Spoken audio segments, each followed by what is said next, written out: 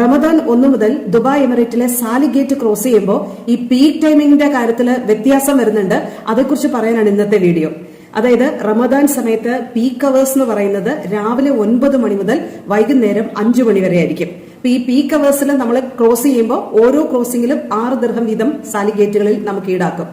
റമദാൻ സമയത്തെ of peak time എന്ന് പറയുന്നത് രാവിലെ 7 മണി മുതൽ രാവിലെ 9 മണി വരെയും അതുപോലെ തന്നെ വൈകുന്നേരം 5 മണി മുതൽ പുലർച്ചെ 2 മണി വരെ ആയിരിക്കും.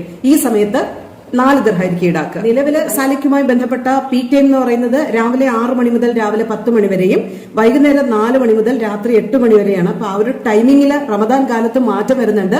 അപ്പോൾ മാർച്ച് 1 റമദാൻ തുടങ്ങുമെന്നാണ് കണക്കാക്കപ്പെടുന്നത്. അതിനാണ് സാധ്യത എന്ന് പറയപ്പെടുന്നു. എന്തായാലും റമദാൻ 1 മുതൽ ദുബായിൽ സാലിഗേറ്റുകളുമായി ബന്ധപ്പെട്ട പീക്ക് അവേഴ്സിൽ മാറ്റം വരുന്നുണ്ട്. രാവിലെ 9 മണി മുതൽ വൈകുന്നേരം 5 മണി വരെ പീക്ക് അവേഴ്സ് ആയിരിക്കും. ഈ സമയത്ത് സാലിഗേറ്റ് ക്രോസ് ചെയ്താൽ 6 ദിർഹമായിരിക്കും ഈടാക്കുക.